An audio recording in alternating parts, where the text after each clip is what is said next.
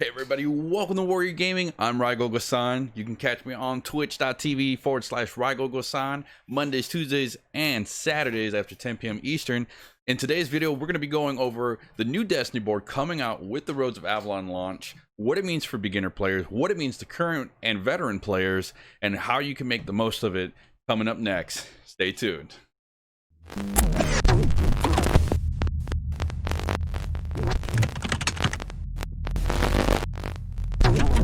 What's up everybody, welcome back. So today we're going to be talking about the Destiny board. What is it? How do I access it? What are the beginning nodes?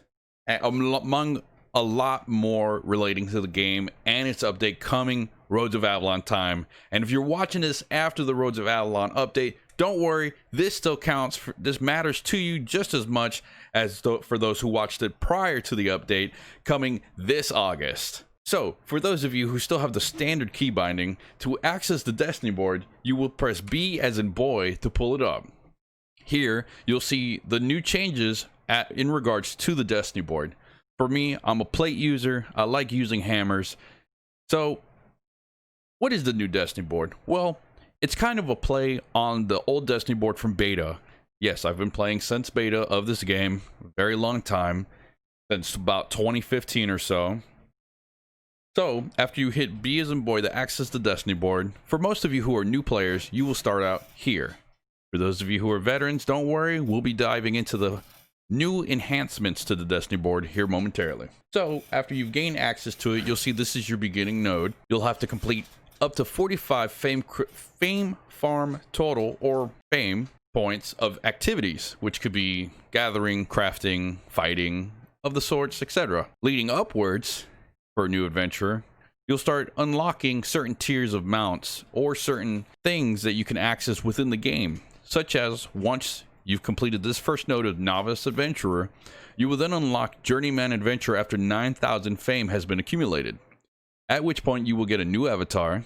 And of course, as you go up through the echelons of this, you'll unlock more and more avatars for your character on the account. But not just that, you'll start going up through tiers. So you go from tier 2 from this one, tier 3, tier 4, tier 5, and so on and so forth.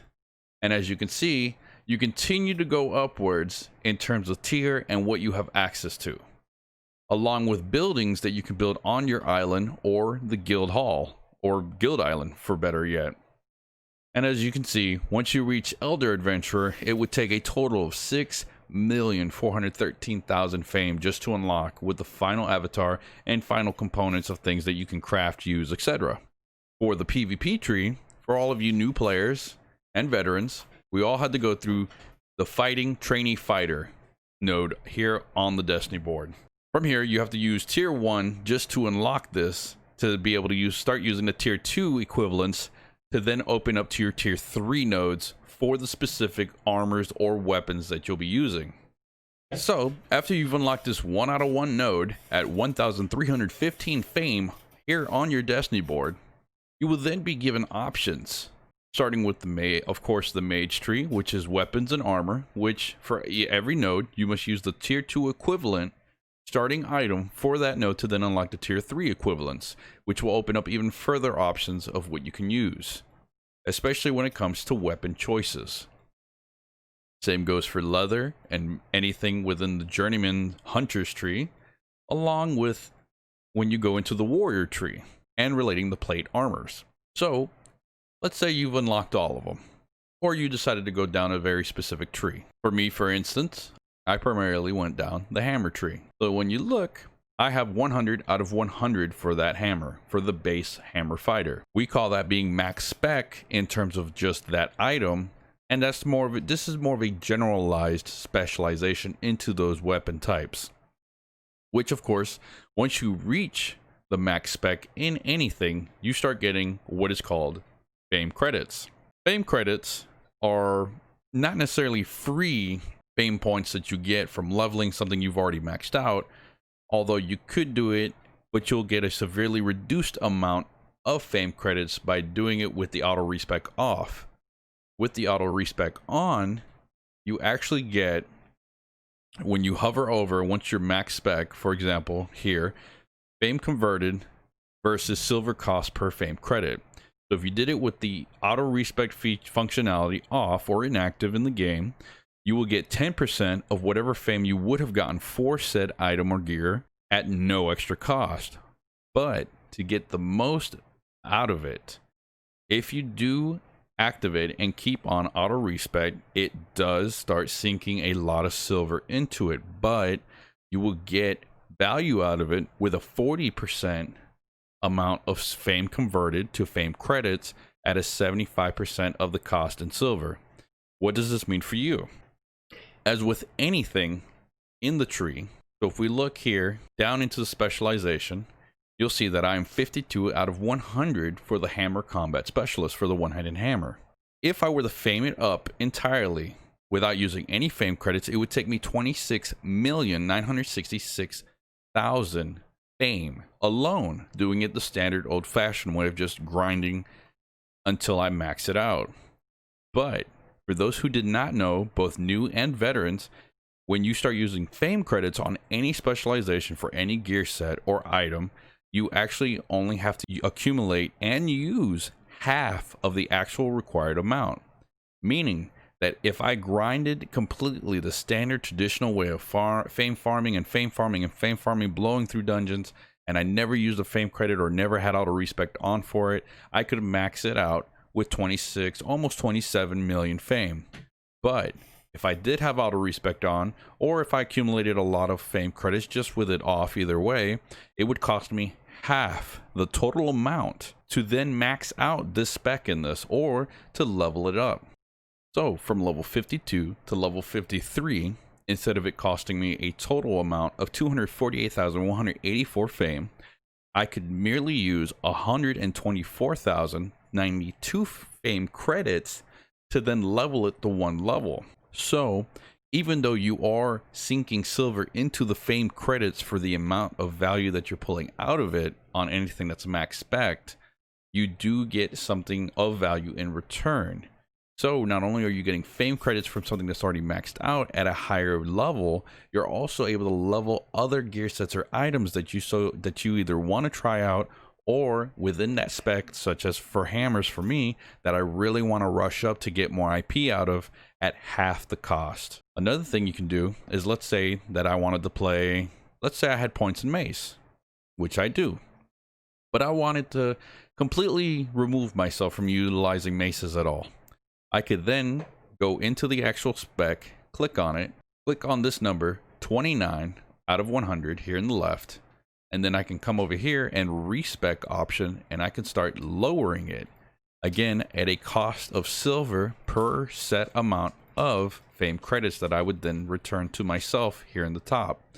So if I wanted to return the whole 1,018,563 fame credits, it would cost me 722,671 silver just to pull that total amount out. Now, with that newly accumulated 1 million, I can then come back to my main spec, which would be hammers, and let's say I wanted to throw the whole million in here, then I could level up just because I moved around a few things. Now, respecking is not the most recommended option to go with, because it does become a deep money sink and can become quite expensive. So if you're going to pull points out of something, make sure that you're not going to return to it, unless you're leveling it just because you have to for a fame farm, for example. Like, let's say if I had to play mace because that's what we needed, like an incubus mace, I could continue to level it up and pull a level out, level it up, pull a level out, and just little by little, that'd be another way to accumulate fame credits at a somewhat meaningful cost per fame credit to then start throwing into these other categories. In terms of the Roads of Avalon update, the artifact weapons along with gear will be split from the one node that it has been traditionally, since they combine artifact gear together. This means that whatever level you left off, if you're watching this video at the time prior to Roads of Avalon, whatever level your artifact item or gear spec is at, it will then split at that respective level for all artifact weapons within that tree. Now, the new Avalonian artifact items will not get that amount. So since I have artifact hammers spec to 67 out of 100 on my account, when Roads of Avalon releases, or if it has already come out, then that means that my 67 out of 100 artifact hammers was split into 3, and all 3 of the artifact hammers are now at 67 out of 100. The reason for them doing this is to make it a lot easier for speccing up that specific item versus having to break your tail just to level up 3 items worth of fame to get 1 complete level for it, which is the case prior to Roads of Avalon update.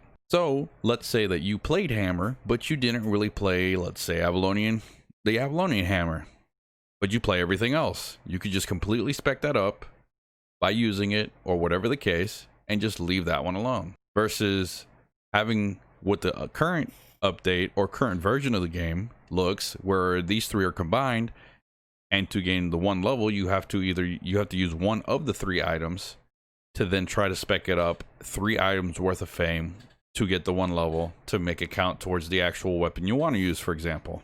Another route would be, or another look at it and take on it would be, instead of having to put fame credits into the 1 spec that takes 3 items worth of spec, I can literally pull my fame credits and throw it into the one that I honestly want to max out first, such as Grovekeeper. And then I can go from there and start speccing up Forge Hammers and the Tomb Hammer and so on and so forth at my own leisure. Now, with gear, it will be the exact same case. So anything relating to that gear set will be split amongst themselves. Now, you notice that the Avalonian weapons did not get the split amount, but the Avalonian gear does. Why is that, you might ask? Well, keep in mind that the Avalonian gear came out prior to the Roads of Avalon update and prior to the splitting of the specialization within the Destiny board tree. That means that the Avalonian gear will get whatever the amount that you have your artifact gear at.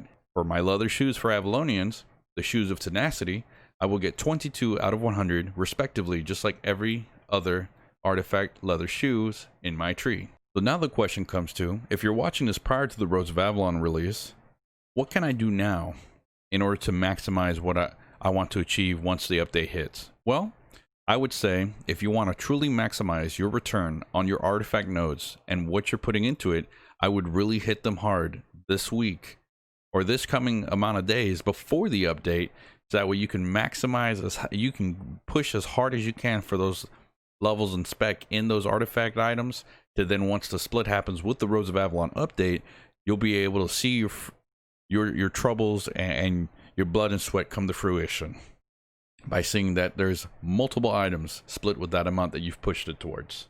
Now, in terms of IP changes, as you'll notice, you'll still get item specialization for that specific item, but instead of it being the 1 artifact weapon or gear sets spec that gives bonuses to the other items, it is now split just as uniquely and evenly across the board for all the other ones. So this means that you can reliably see an increase in potential IP by speccing up all these items now, along with your gear. So instead of just seeing a high amount of 1700, 1800 IP on characters who may be max spec with tier 8 armors and weapons, you could reasonably see something in the 1900s or 2000s of IP, just because of the split providing a little bit more boost in item power potential capabilities. Because instead of it being 4 nodes with IP being shared amongst them, it'll now go from 4 to 7. Now, the question you may have now is, well, how does this relate to crafting, for example? Well, the same thing that's happening to the gear items and the weapons are happening to the crafting trees as well.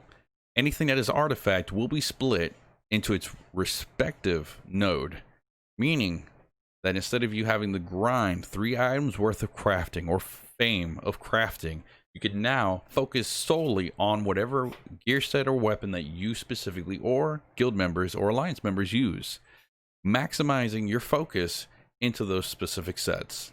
And just like with the regular fighting item and gear tree, you will also get passive bonuses across all armors or gear sets, just like the spec from the weapons tree and the armors trees would for IP when in battle. So this could potentially lead to higher quality items or getting a higher roll of an item when you are crafting it.